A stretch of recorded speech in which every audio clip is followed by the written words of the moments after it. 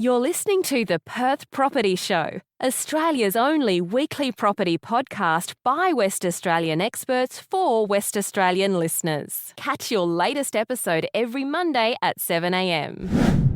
Good morning, everyone. Welcome to the Perth Property Show. My name's Trent Fleskins, your host as always. And a great fanfare, we have the most exciting guest on our podcast back in the studio. Everyone's always asking for him. You have to wait 3 months every time to hear from him again. He's back for his last quarter of the financial year, the end of financial year Perth market review. Brendon Ptolomey, how you going, mate? I'm good, Trent. Thanks for having me in. It's great to be here. Crazy that it's the end of the financial year. Your voice is getting heard a lot more these days. Not only are you hanging out with me every quarter on the podcast, but you got yourself a gig on Saturdays on 6PR, haven't you? Yeah, it's going really well. Jamie Burnett was nice enough to invite me onto weekends. He does an awesome job on Saturday and Sunday mornings. So yeah, been lobbing in there once a fortnight, 11:30 on a Saturday if people want to tune in. Jamie's really easy, like yourself, to talk to. And so it generally generates a really good conversation. And unlike having to stick to our quarterlies here, we come up with a few different ideas to talk about. Yeah, and the good opportunity on the radio, which I've found, is that people can actually give us a call. Yeah. And I can have a live conversation about people's issues. So if you don't want to talk to me, you can talk to Brendo on a Saturday morning. Absolutely, and I can bring that valuer's perspective, and I do absolutely love it. And as you know, Trent, you can see the text messages pop up on the screen while you're live on air. Your brain's going crazy trying to work out the answer to the next question while you're answering the question that you're already answering. Yeah. The engagement from listeners is fantastic, and the random questions are really good. Yeah. Well, I think it's really fantastic that we've got now a good couple of voices on a weekly basis helping people out with their personal questions, because that's one thing that I think the West Australian property market has lacked for a long time, is an accessible and free source for people to just ask some simple questions about what should I do? Should I sell? Should I buy? Should I renovate? Where should I buy? All those easy questions. So Saturday morning, set on 6PR for Brendo. Mondays, if you can't make it on a Saturday, listening to myself. Yeah, absolutely. And yeah, thanks for the plug, man. Let's chat about the Perth property market. As we always do, it is the end of financial year. What a quick financial year it's been. As you get older every year and greyer every year as we do, it obviously goes quicker. But this first half of this year, I don't know if it should. I don't want to say it surprised me, because I'm continually talking about the outcomes of the facts, the fundamentals of demand and supply. But it is always surprising. Even the self-defeatist Perth bias in property that I still have in the last 1% of my brain, we are still running at over 900 property transactions a week.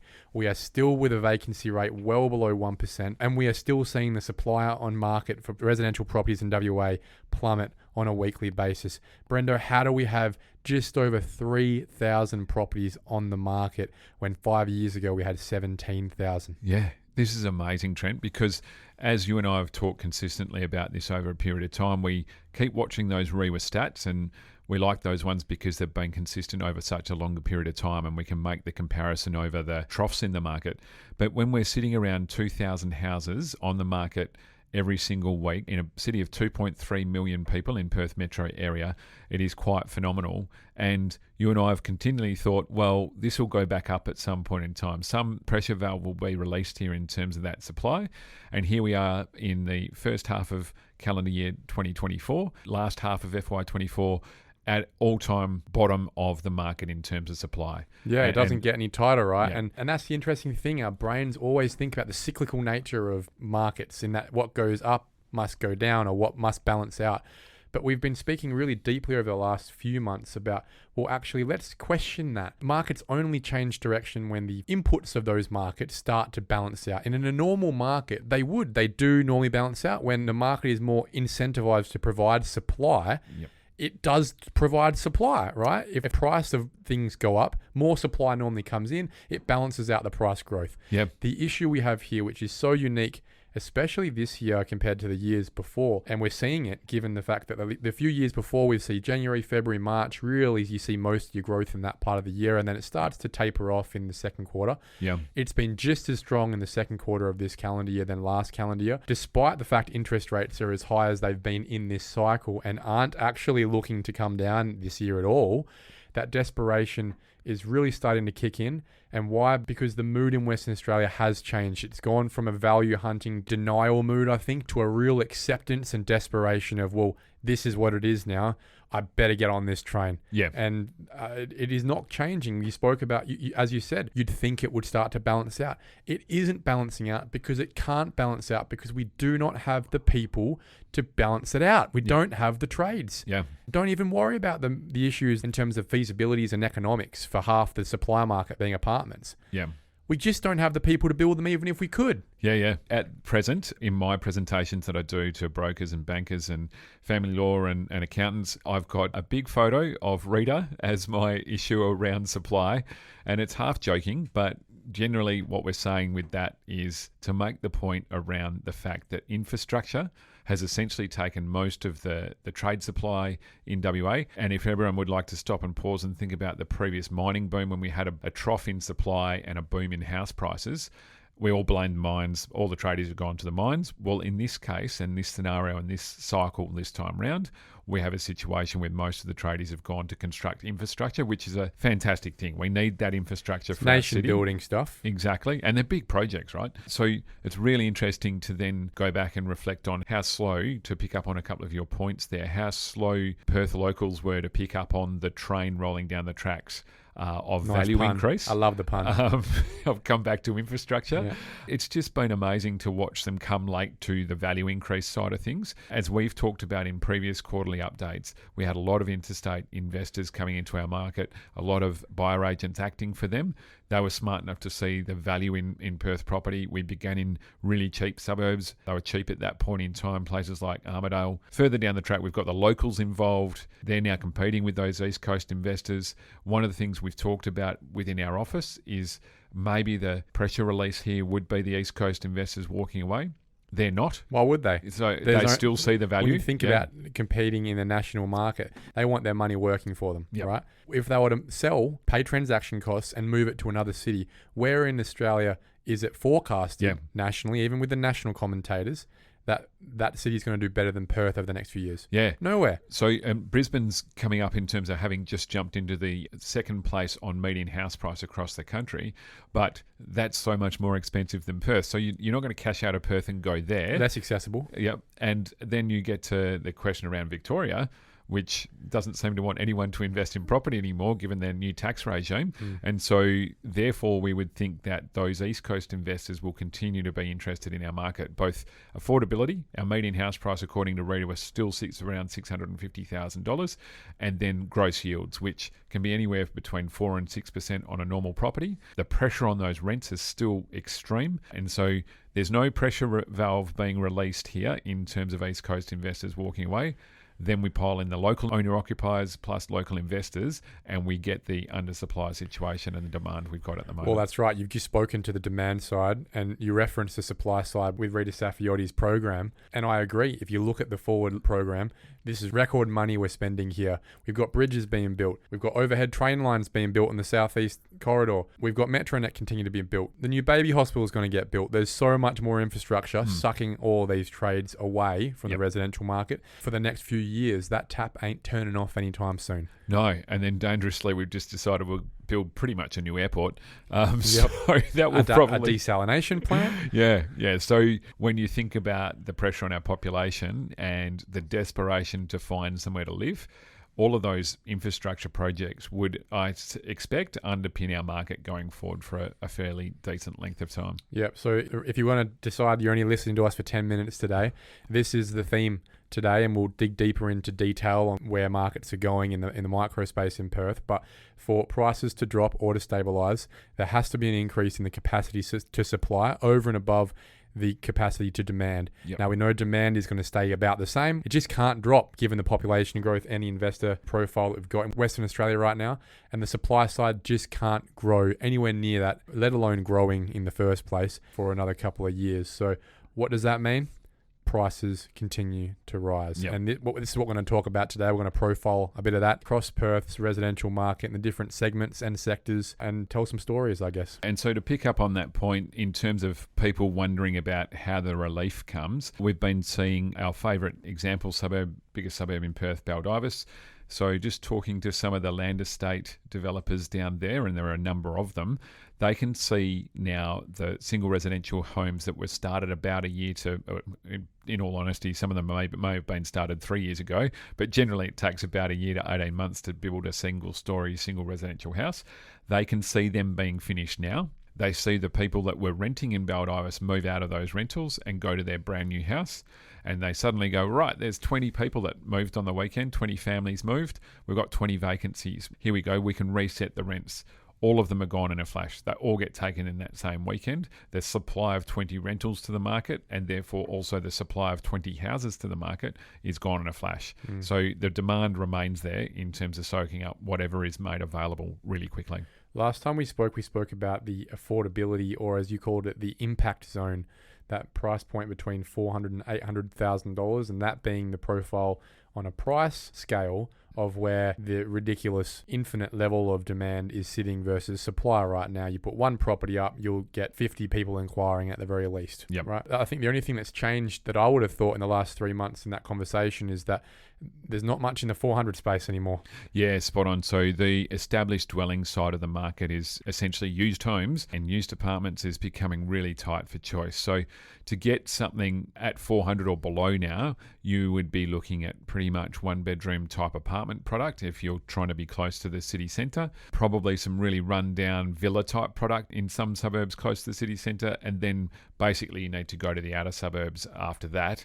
And even then, if we go back to what I mentioned earlier on, so when this all started and market bottomed out and we started rising again, you could buy a single residential 3-bedroom, 1-bathroom house in Armadale, dated type stock, on a decent sized block of land, say 700 or 800 square metres. That product is now easily $400,000 and on its way to $500,000. So bottom end of the market, the choice really has run out. Which is making it hard for first home buyers. Now, recently we saw, again, Treasurer Saffioti in the budget provide us with a piddly $20,000 increase in the first home buyers rate of stamp duty. We've just seen the Premier of South Australia mention that any new home for first home buyers, any type of house, no one's going to be paying stamp duty at any price point. Yeah. Starts to make the gesture in the richest state in Western Australia of a $450,000 threshold pretty pathetic in my eyes, and certainly not being part of the solution of helping mobilise young people who are now becoming clearly the most vulnerable in Western Australia when it comes to access to shelter. It's unfortunate because I think some of these decisions are made in a relative format, which is great. They're considered government policy, those kinds of scenarios, but it might not ring true with those politicians, and in particular their bureaucratic policymakers, that we are in a once in a lifetime or once in a generation situation here where we're out of step and we really need to actually change the way we get first home buyers into the market. My angle would be we can consolidate the growth of this city for a whole generation here. We've had a lot of people move to Perth. Lots of them might be first home buyers. In particular, the ones that grew up here and have got trades and got good jobs, getting them to be homeowners is a great way to make them sticky to Perth. We really need them to drive our economy into the future, and it would be quite visionary to make sure that they get access to home ownership as easily as they can in a really affordable manner.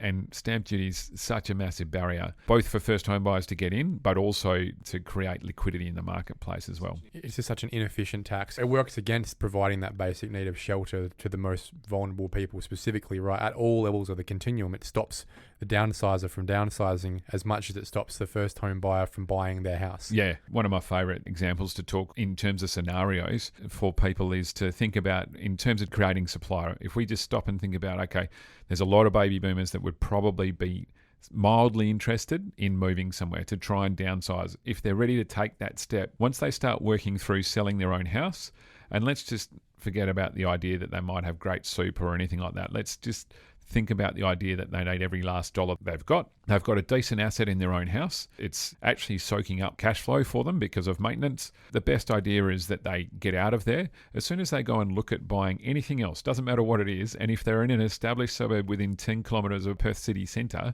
then it will be probably worth $1.5 million, $2 million.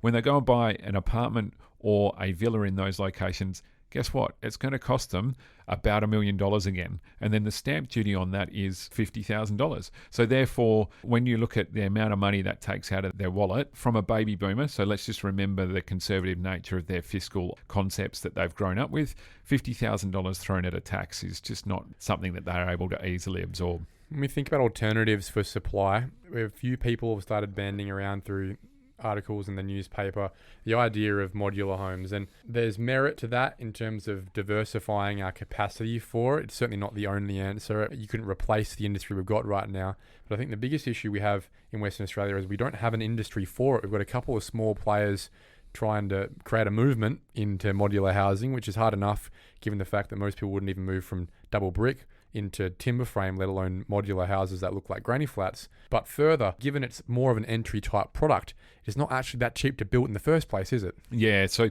this is where everyone, it looks sexy on paper, you see some nice photos, and actually the product's been built and you can go walk through it. The issue is that it's on a rate per square metre, so a single residential project home will cost you $2,300 to $2,500 per square metre at the moment. Some of these things will cost you, on a per square metre rate, $7,000 a square metre. And if you Why? Just a basis of where does the supply come from? So the materials used in the product, where do they come from? Which trades are you going to get to build it? What space are you going to build it in? Is it in a big factory? Who's going to rent the factory? How much does that cost? I think one of the things that we don't grasp here is the machinery that takes to automate that process.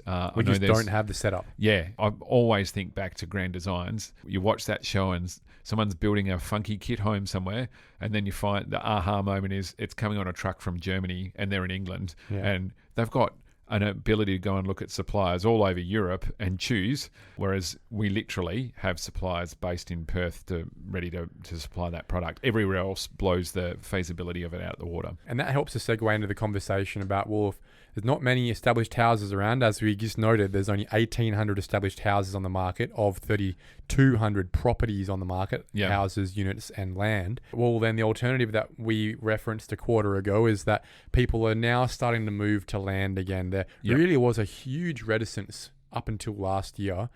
A big trust issue, I think, but also the replacement cost gap between the established market at the time and the cost to build at the time for moving to house and land. It just wasn't happening for the whole industry. Well, that dial has really flicked to the other side, hasn't it? We had huge increases in land sales, not to mention the square metre rate of land prices. So yet again, we're being a little bit revisionist on this and saying probably told you so, because we did talk about that being an opportunity in the previous quarter here, and that was the idea of go and buy a block of land and build a house. It probably looked too scary to the market back then. Unfortunately, what we've seen since from an affordability point of view is land prices all going up. Generally, if you wanted to throw a blanket over the whole of Perth Metro and down into the southwest, they've gone up easily 10%, heading to a 15% increase in terms of block value. Then we've also seen probably a little bit of light at the end of the tunnel in terms of those construction costs. So I mentioned those rates a moment ago. They've been relatively steady. What you'll find with those rates is the total value of the house is actually staying the same or coming down slightly. And the reason it's coming down slightly is that people have started building smaller homes. So they were building 165 square metre homes according to our analysis, and now they're building 140, 145 square metre homes. Smaller homes, smaller blocks, and also the R codes making things a bit smaller as well. Yeah, more space for outdoors. One example I've got, which I think is so poignant, if you wanted to make a lot of money very quickly, is you could have bought land in Henley Brook in the Laval estate a year and a bit ago for about $720 a square metre. Next door, Cedar Woods is developing their Ariella Henley Brook estate, listing at $950 a square metre. That's a 30% increase in the space of just over a year. You could have just bought a piece of land, sat on it, and made 30%. Yeah, spot on. The news that came across our desk during this quarter has been the revelation that Baldivis has had price increases. So I'm sorry that I go back to that suburb, but it just does provide us the best examples of where the average suburb that sits within the marketplace, and then we've been able to watch it over such a long period of time. So much data as well. Yeah, and so we've seen those land prices just stagnated there. A lot of same product up and down Baldivis Road and those types of locations. And finally, it's got to a situation where supply is reduced slightly, demand's really healthy, and that has meant that developers can edge prices up slightly. When we think about that dynamic and how tight that demand and supply ratio is, now we've already agreed that ain't changing in the foreseeable future. The one thing that people start to question is, well, how high can it go? Yes. And for me, we have one limiter in this market, and that's affordability. And that affordability is really modulated by a dial of interest rates. Yep. Right? Our incomes don't change that much, and the rules don't really change.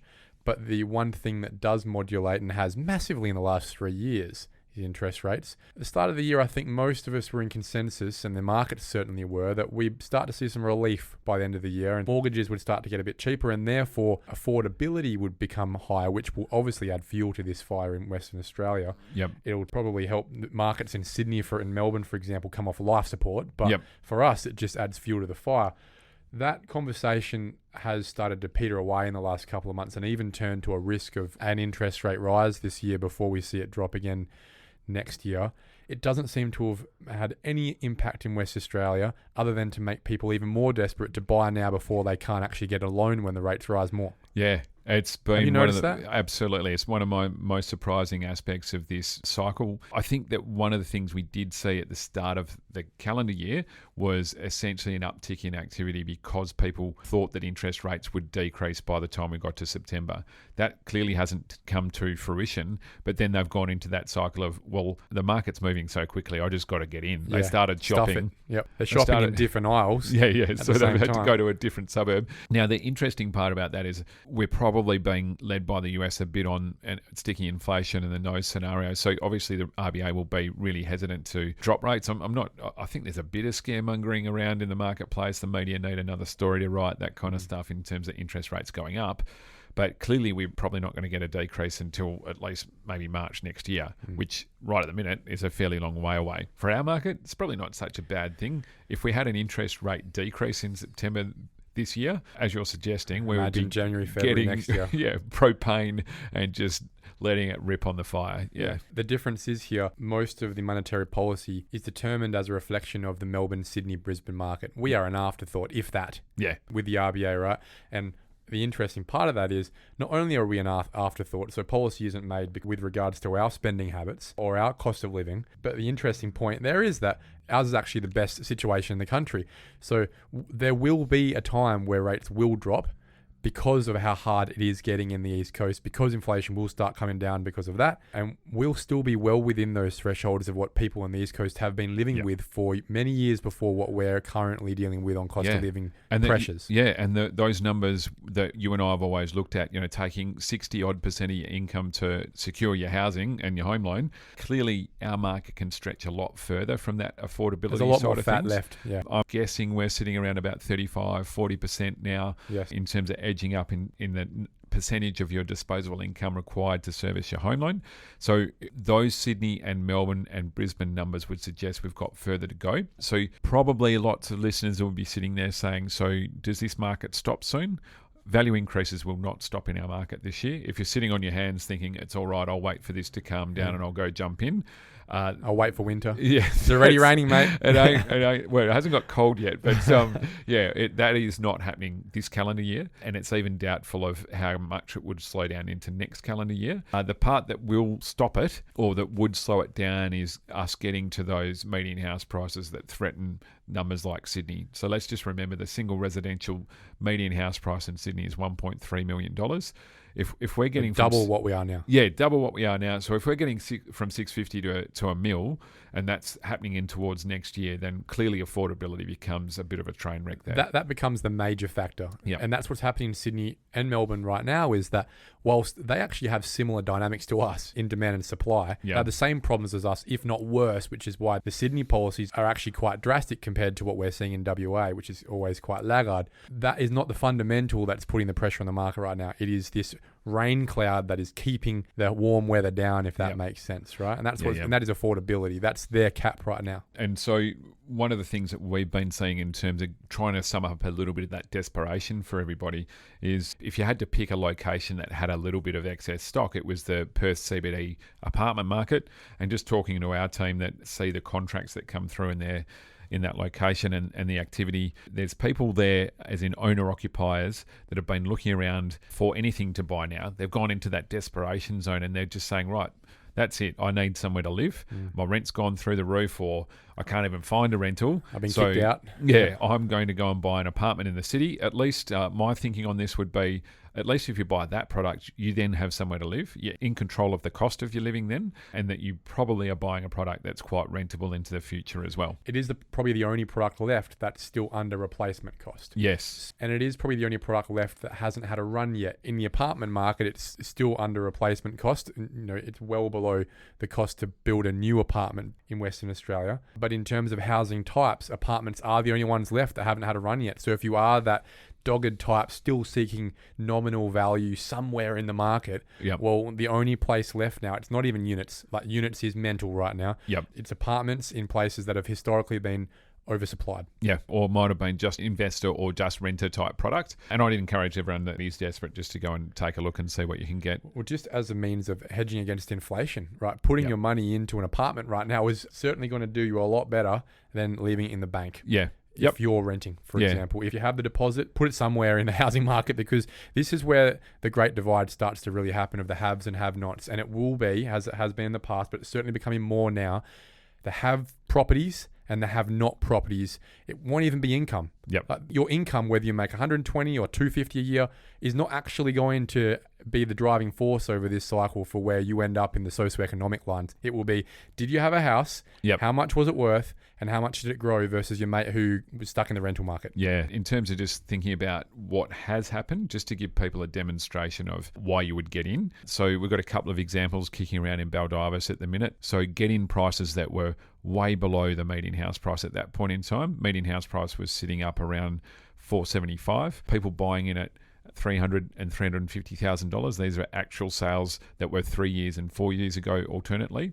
They've now resold same property, no renovations or anything like that. The same product being resold into the market, and they're selling at $550,000 and $600,000.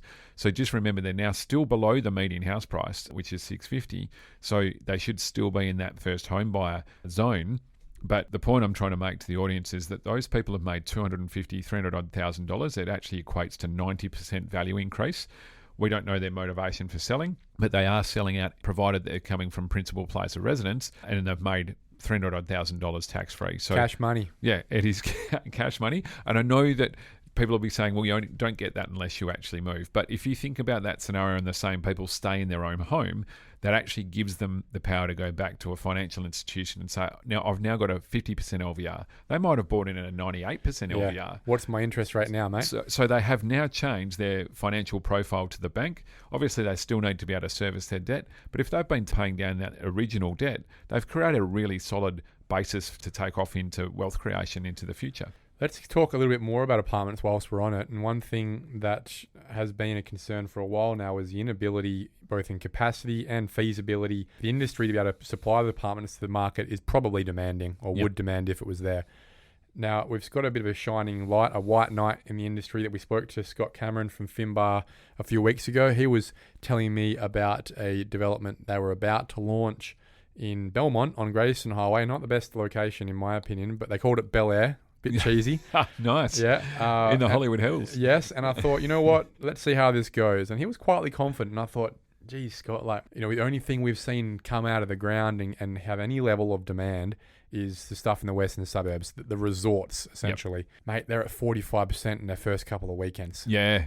Pre-sold. And you're not the first person to tell me this story. So low shows deposit. The demand. If you can get it off the ground, they always have a partner builder, Hanson, right? And this is the problem that most other developers have. They don't have a builder looking after them, or one that they can trust. And they didn't buy the land 10 years ago at cheaper prices. So that's an issue of getting it up.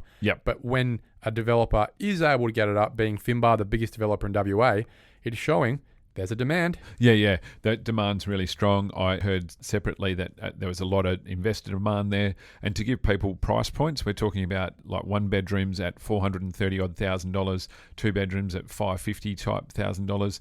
That's reasonable, isn't it? Really reasonable, really competitive. We're showing a little bit of our Perth biased in terms of saying, it's on Great Eastern Highway, Rivervale. It's actually, in terms of location in any big city in the world, it's a great location to be in. The river is in that precinct. Yeah, exactly. There's pathways back along the river to Windown Bridge and to Optus and to Crown and those kinds of recreational areas. So Belmont Forum just behind. Absolutely. And for people that need to access the airport for work, it's obviously just down the road. You might end up in the castle situation. You might be able to walk there. Highly doubt the FIFO fellas are walking, that's for sure. It is really interesting to see. I think the thing that would pick up out of this is that model requires a developer-builder relationship that's been going for 30 plus years that makes it feasible for that project to get underway. Lots of other developers don't have the luxury or don't have that relationship that they've been able to build up. And if you're at the mercy of taking your design to tier 1 builders, tier 2 builders and asking them to cost the project, then you're going to be in trouble because they're having a lot of trouble costing it. Yeah, and we've got the biggest developer in Perth who have got massive abilities to do projects at scale, right? So it's economies of scale that's helping this get off the ground in the first place. And a DA that I think was approved many years ago with planning regimes that are way less restrictive than they are now. Yep. So all those things have luckily come together. They're well for Finbar to be able to contribute to this state in terms of supply, as we rely on them to do as they come out of Civic Heart and the Point and the other projects they've got right now. But it just shows that, I think most importantly, there is demand for this product. If only we could supply it at scale. Again, when the state government are sitting around and wondering about where that supply comes from, how do we get scale? Capping, stamp duty concessions. Yep. So one of the things that we looked at was just how many apartments were being constructed through the local authorities in the western suburbs. So I've included Town of Cambridge in this, Nedlands, Cottesloe, Subiaco, all of those western suburbs. So essentially, if you combine all of those, the population comes out at about 100,000 people. Interestingly, there's about 60 councillors for those 100,000 people. Just as a quick comparison, City of Melville have got 100,000 people and they've got 12 councillors. So they're able to run that council of 100,000 population with 12 councillors. Western suburbs have got 63 councillors. But very efficient, isn't it? Sounds really expensive to me too, in terms of having 63 people to pay. Plus all the city planners and everyone that's duplicated across those councils, right? Yeah. So we're talking about enough CEOs, maintenance workers. It is really amazing in terms of, well, a slightly strange business model, really. It works for them when your goal is protectionism. Yeah, spot on. And so looking at how much they've been able to create in terms of supplying that market. So let's just remember, we're trying to look at infill development. That's what the state government directive says. We're in the best locations. Let's just believe that for a minute. Demand. Yeah. Right? There's a train line that runs through these suburbs, so you could create density in those locations. At the moment, just finishing or under construction, there's 793 apartments through all of those local authorities, which that sounds great. Well, but it's 0.79% of the population. Exactly. We have a 3% increase this year. Yeah. So they're not carrying their weight, are they, Brendon? No. And I'm just hoping that kind of shines a little bit of a light, maybe a little bit, but massive spotlight on the fact that we're actually not getting anywhere near what we need to do in terms of creating some supply. And when we've had all these arguments, and I'll pick on City of Nedlands, they've had a lot of intense arguments about their planning scheme, about approvals. And what they've ended up approving is a whole lot of small apartment complexes that are townhouses.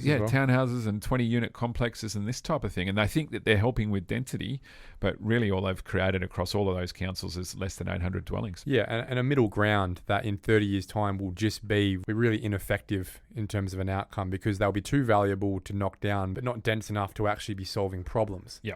Really what you want to do is have hyper density in your activity centres so that you can protect the green leafy streets and the trees and the verges on the rest of the suburb. Yeah. And so as a great example, if people want to think it through, but let's just have a look at the sinking of the railway line and the renovation of the Subi Centro project. So I think we limit to about 5 or 6 stories in there in the original developments. So they're all strata titled. You can't go and take over a whole complex and knock that down. They are there forever, pretty valuable. much. Yep. It's way too valuable to do that. Great place to live. You're on top of a train line. There's lots of amenity and service there, and there's parks down the road, etc.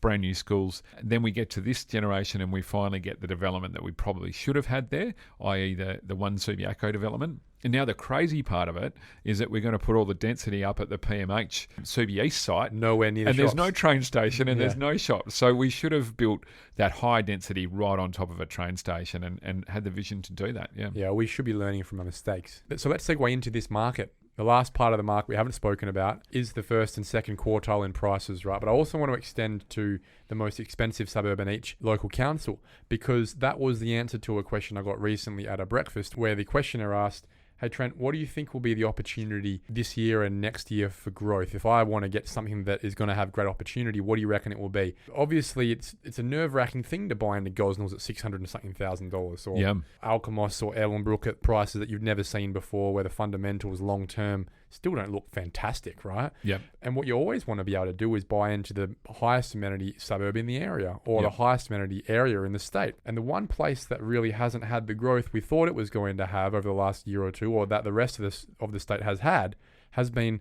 the most expensive suburbs in each area, or the most expensive area in Perth, right? Because of affordability. As the interest rates went up, it capped out a lot of people from getting that market. So my pitch to you, Brendo, would be that going forward, if people are looking for an opportunity, it would be the most expensive suburb in your local council, or the most expensive area being the western suburbs in the first place. When we see rates start to drop, those will be the areas that will have the most capacity for growth. Yeah, and it's really interesting to reflect back to our previous quarter. We would have been sitting there in that podcast, and I haven't listened back to check, but there was an absolute dearth of high-end transactions. We were sitting here wondering what was going on at the top end of the market, and from a valuer's point of view, we had zero sales evidence. So if we were trying to do a finance valuation on someone's house in the western suburbs and it was a high-end product, there were just no sales. And then suddenly in March things changed, and it's changed dramatically. So we've had 2 sales in Cottesloe at $10 and $10.5 million, another sale in Cottesloe at $15.5, a land value sale up in Mozzie Park at $22 million, a Peppermint Grove house at $21 million. That wasn't you, was it? No, none of those are mine. But that market has quickly moved to the agents essentially door knocking and going to existing owners and saying, hey, look, I sold you this thing 4 years ago, 5 years ago at $5 million. I've got $10 million purchasers trying to find something to live in, and they want to be here, and they've got the money and they're ready to pay for it. So whilst we were sitting around wondering what was happening at that end of the market, it was just in a lag in terms of catching up to what was happening elsewhere. Yeah. So not a bad call? I think that's a really good call, and don't get distracted by those high numbers. If you go to any local authority that you're in, there's going to be a standout suburb within that local authority, and if you're aspirational, that's where you should try and go and buy, because that's where the market will follow you to. It's what we've seen in terms of the ripple effect. The ripple has gone throughout the whole pond. It started in Fremantle and Cottesloe. It has gone to the edges of society, and it has pushed massively. What we're going to see is it start to come back the other way again. That ripple is going to come back to the centre as people start to stop seeing too much value comparatively in your Armidale versus your Southern River versus your Riverton versus your Rossmoyne, top of the pile in that direction. That's where people have capacity to, with interest rates dropping next year, hopefully. That's where the money will go, because it's the area with the most amenity, the most long-term blue chip downside risk as well. Yeah, it's only been held back by accessibility financially right now, but the second that comes away, all the pressure is coming from the bottom up this time. It has to go to those suburbs. Interestingly, I think the next property headline we see will be the next round of median house price data for REWA, and it's going to be shouting $1 million suburbs, because there's going to be a huge list of new $1 million suburbs around. Only this week in the office we had the example of the $1.4 million sale in Harrisdale, and a lot of listeners are not going to even know that suburb exists. Yeah, Harrisdale is essentially the back end of Southern River, and certainly not a place where you would expect $1.4 million to be happening anytime this cycle. Special house, special location in that area though. But I think the point here to make is, as you said on the list of, as REWA does and the newspapers report on, the suburbs that make the Millionaire Club. At the end of last year, a whole bunch of suburbs made it. And what was interesting to note was that quite a few actually dropped off in the first quarter of this year. Affordability. A bunch of them are going to go right back on in the second half of this year. Absolutely. So those ones teetering around, you're probably never going to see them drop back down again. That's my call. Exactly. And we've had a couple of examples where they're going to really blow through that number. So we saw an auction in Bull Creek where we thought the sale price had settled around about 1.3, maybe $1.4 million, and it hits 1.6. What I'm saying here is that's just going to drag those median numbers straight up in those suburbs. You were buying quarter-acre blocks in Netherlands for 1.3 only 4 years ago. And we had a rule of thumb through there. Basically most character houses on a 1,000 square metre block, they were pretty much worth 1.5. I remember that stage in the cycle. Valuation got easy at some point in time there. Not so much anymore. Brendon Ptolomey, Managing Director, Heron Todd White. As always, love the chat. Everyone's going to love this one because it's mainly good news as long as you got property, and it's kicking the bum if you don't. Yep. Get on the boat, people. Stop wasting your time looking for a deal. Get access. Find as many alternative options as you can through buyer's agents, seller's agents, door knocking, letterbox dropping, friends and family. If you do not have a property and you need shelter, buy that property you've been looking for the last 3 years on the sidelines. Yeah. Thanks, Trent. Thanks for having me in. Thanks, Brendo. Thank you for listening to another episode of the Perth Property Show. If you've only just joined the conversation, you can catch up by heading over to our website, perthpropertyshow.com.au, subscribing to the podcast, or joining our Facebook page. Don't forget to tune in next Monday at 7 a.m. for more expert insights, local analysis, and suburb spotlights. Happy hunting!